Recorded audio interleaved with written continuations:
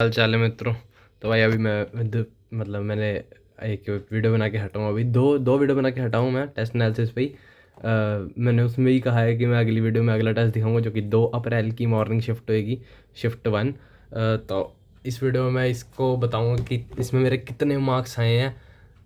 इसमें मेरे थोड़े मतलब लास्ट टेस्ट से कम आए हैं मेरे। उसमें फर्स्ट टेस्ट मॉक में आए थे जो 171 थे, सेकंड मॉक में 177। थोड़े नहीं, बहुत ही कम हो गए हैं इसमें। तो मैंने मतलब वो मुझे ना जो मैंने टेस्ट दिए थे वो मुझे आसान लगे थे कि ये शायद इनमें क्वेश्चन आसान आ रहे हैं इसलिए मुझसे बन रहे हैं या मार्क्स आ रहे हैं, क्योंकि मेरे को अपने ऊपर इतना भरोसा नहीं है तब करके तो मैंने सोचा कि मैं डायरेक्ट यही लगाता हूँ जो मेंस में आए हुए हैं, क्योंकि मैंने जनवरी के लगा रखे हैं। तो मैं जनवरी के मतलब मैंने ऐसे ही जो लास्ट ईयर मैं सेकंड मेन से पहले मैंने जनवरी के सारे क्वेश्चंस लगा लिए थे ऑलमोस्ट। मतलब केमिस्ट्री और फिजिक्स के लगा लिए थे, मैथ्स के मेरे को इतना था नहीं कि आता ही नहीं था कुछ वैसे, तो क्वेश्चन लगा के भी क्या करता। तो ये है मेरा कुछ स्कोर आधा ही हो गया। मतलब लगा लो 171 से 20 मार्क्स कम हो गए हैं। 20 मार्क्स कम। पॉजिटिव मेरा 160 आया है, नेगेटिव 9, मतलब 9 इनकरेक्ट थे मेरे इसमें। फिज़िक्स में मेरा कंसिस्टेंट ही रह रहा है, मतलब अच्छे आ रहे हैं। फर्स्ट टेस्ट में 74 थे, उसके अगले टेस्ट में 87 थे, अब ये 72 हो गए। फर्स्ट टेस्ट में मेरे केमिस्ट्री में जो थे वो 63 थे, और सेकंड टेस्ट में 87 थे, ये कम हो गए हैं पहले से काफ़ी।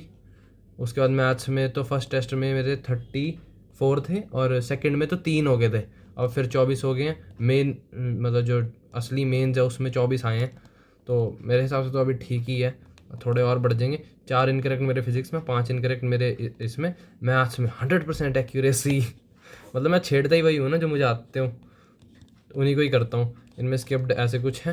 टाइम मेरा इसमें थोड़ा डिसबैलेंस हो गया था, क्योंकि मेरे को वो था कि ये शायद मुश्किल होएगा, पेपर मुश्किल होएगा, क्योंकि मेंस का है वो आसान आ रहे थे ऐसा तो मेरे दिमाग में चल रहा था। तो मैंने इनको अच्छी तरह से टाइम दिया था पूरा, कि 1-1 घंटे का ही स्प्लिट रख दिया मैंने। 51 मिनट्स मेरे 45 होने चाहिए थे, ये 45 मिनट्स होने चाहिए, तो 6-7 मिनट ज़्यादा लग गए इसमें। इसमें तो डबल ही लग गया टाइम, मेरे 30 मिनट होने चाहिए थे केमिस्ट्री में। डबल लगा के भी मार्क्स इतने कम आ रहे हैं। मैथ्स में चलो क्या ही है, बच्चा कुछ टाइम सारा मैथ्स को ही देना होता है, तो 24 आ गए हैं, वो बहुत है। मतलब बहुत तो नहीं है, अभी बढ़ेंगे और पढ़ूंगा मैं अभी और थोड़ा पढ़ाई करूँगा, उसके बाद बढ़ेंगे। तो इसमें अगर मैं तुम्हें दिखाऊं डिटेल्ड, तो 40 मेरे करेक्ट थे, ये ऐसा कुछ थे। तुम्हें पता ही है, तुमने देखे ही होंगे 25 के क्वेश्चंस। ये सारे क्वेश्चंस, ये सारे मेरे सही वाले हैं, जितने भी करे हैं मैंने सारे सही हैं। इनकरेक्ट में ये थे, यहाँ पे पता नहीं मैंने क्या गलती कर दी। अभी मैंने इसका एनालिसिस पूरा अच्छी तरह से क्वेश्चन वाइज क्वेश्चन नहीं किया, वैसे ही मैंने ऊपर से देखा था। अभी इसका एनालिसिस मुझे करना है, क्योंकि मेरा मॉक 2 का भी थोड़ा सा रहता है, वो वाला करके फिर इसका करूँगा एनालिसिस।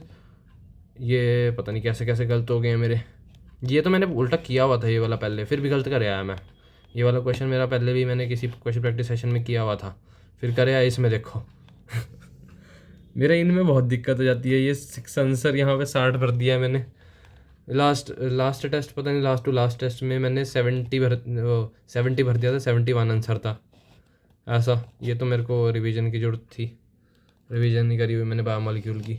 इसमें पता नहीं मैंने क्या कर दिया, क्या दिमाग लगाया कि सा ए ऑप्शन भर दिया, सेकंड मोस्ट स्टेबल और फोर्थ लीस्ट स्टेबल रेडिकल क्या करूं मेरे। ये तो हाँ, ये वाला जो क्वेश्चन था, ये तो काफ़ियों को, मेरे जो साथ के बच्चे थे उनको भी दिक्कत आ रही थी कि इसमें मैंगनीज का होना चाहिए था, कोबाल्ट का क्यों है। तो वही इसमें तो डेटा का सीन था थोड़ा, क्योंकि एनसीईआरटी के डेटा पे था ये कि इसका रिडक्शन पोटेंशियल ज़्यादा होता है इस मैंगनीज से, CO3+ से 2+ में।